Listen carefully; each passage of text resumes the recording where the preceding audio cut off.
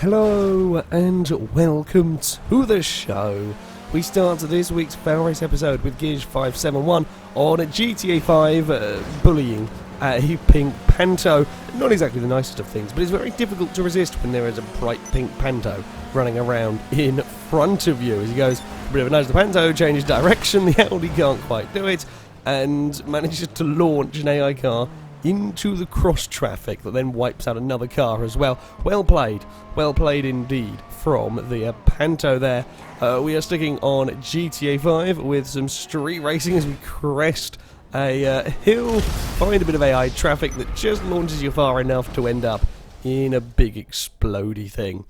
Yeah, not the greatest point to just suddenly find some traffic right there. Mr. Troyolo on GTA 5 is again racing through the streets of Los Angeles. Now this never particularly tends to end well if FailRace episodes have taught me anything. Again, it's another tiniest of brushes off an AI car. He's just misjudged his turn-in point and managed to Austin Powers his race car. It's well and truly just stuck in that. There's very little you can. It might be slightly caught on invisible wall at the front, but yeah, not a huge amount you can be doing there. The real Neil on a GTA 5 is trying to get, or planning to get, his car into the army base. Now relatively easily done from this point with a fast car. However, doesn't quite get the positioning right. Amazingly, the armoured Kuruma manages to land and run around the bowl. Unfortunately, the engine cutting out just before he has time to try and jump out. That could have been the most amazing entrance into an army base ever. Jonathan123 on GTA 5 just leaving his garage when he comes across perhaps the most fail-racy of car parks that I've seen for quite a while. I'm guessing the game was just spawning cars in and there was a vehicle already in the space, so it kind of rearranged it in, yeah. If FailRace did car meets, this is what they would probably end up looking like. There's cars on their side, there's cars stuck together, there's cars upside down. It's all a very big mess. Reese on a GTA 5, this was when he's building that truck racing map. Guessing he didn't quite spawn in the trucks where they were supposed to be, as that's, yeah, that's not what trucks are supposed to be doing. It's not normal behaviour. Most of them are, there's one on fire, most of them are relatively okay though. Yeah, that's a bizarre sight indeed, and all very, very broken.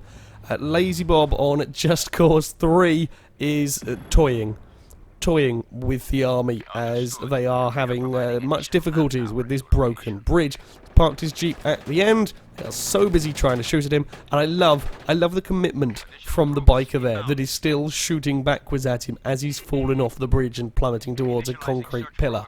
He was determined not to give up, sticking on Just Cause 3. I'll be honest, I tend not to spend a huge amount of time driving in this game. I tend to use wingsuit, which is probably a good thing, as this poor hatchback, minding his own business, goes to approach a bridge and just gets stopped dead and completely and utterly annihilated.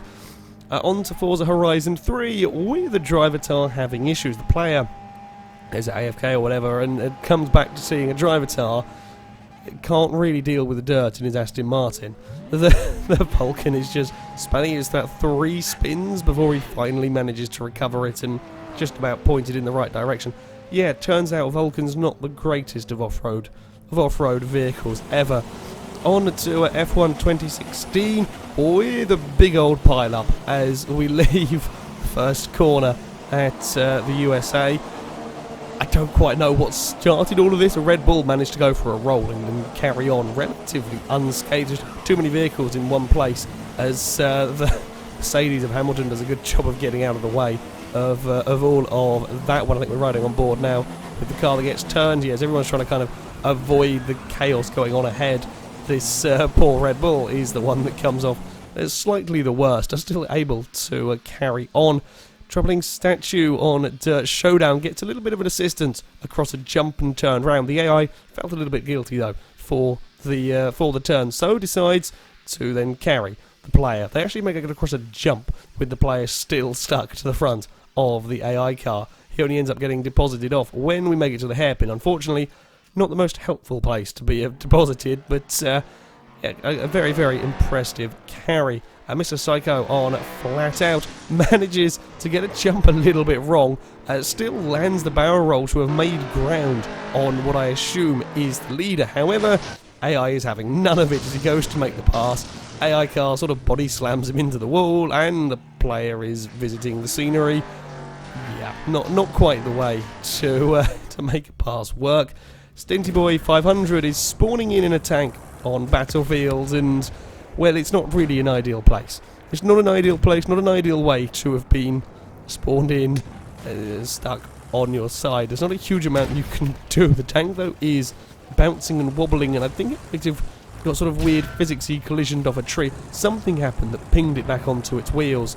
He does get shot and quickly back away, but yeah, somehow he got away with that. Could have been a lot worse. Crazy Slim Dude 6 on Watch Dogs 2 is going to do a car race around a go-kart track. Of course, that is the sensible thing to do when you see a track like this, is to take two muscle cars and go and race them around here. However, things go, well, predictably FailRacing immediately on the first corner, with both of them managing to roll over. That's just an impressive job, guys. Seriously, an impressive job there to have managed to make such a mess. And we finish up on Watch Dogs 2 with perhaps one of the most bizarre collisions I have seen. So, the player doesn't cause this crash. The AI cars have just driven into one another. The drivers have got out and are now having a fight. Taxi then also drives straight into the mess. The poor driver of the white car has been killed in 2 hits. And then the driver of the black car that caused the incident initially gets in her car. There's another car that's freaked out and is having all sorts of issues. The van drove into the back of the taxi. Now the player is kind of messing about. That crash was slightly caused by the player. Taxi driver's got back into his car. Something else has crashed into the Prius. The first person is now going to try and steal the taxi, although then they both get run over by an ambulance, who is determined to be helpful. Sure, the ambulance then manages to roll over, not quite roll over fully, a convertible muscle car. I don't know what's going on in this junction. The player then gets run over by a taxi. It's just, does no one know how traffic lights work here? Another taxi is driven into the mess. The ambulance is now trying to pretend to be British and drive. Yeah, that's not going to really work in all of that, is it? And now some people have got out and got back in their cars. I was half expecting the police car to then come driving into all of this mess, but the police car is somewhere in the other lane, having just about avoided it for now. There's still police cars buggered off as well. Yeah, that might be the most dangerous junction. That might be the most dangerous junction I think I've ever seen in a game. That is a lot of cars. There's a lot of cars involved in, and ambulances and trucks, and yeah, not a particularly good sight. But there we go. That is going to be it for this episode, guys. As ever, if you have clips you'd like to submit to this series, you can via our forums. There'll be a link in the description. At the very top of the page is the FailRace clip submission section, and there you can find all of the rules and how to submit them. However, that's going to be it from me. Thank you very much for watching, and until next time, goodbye.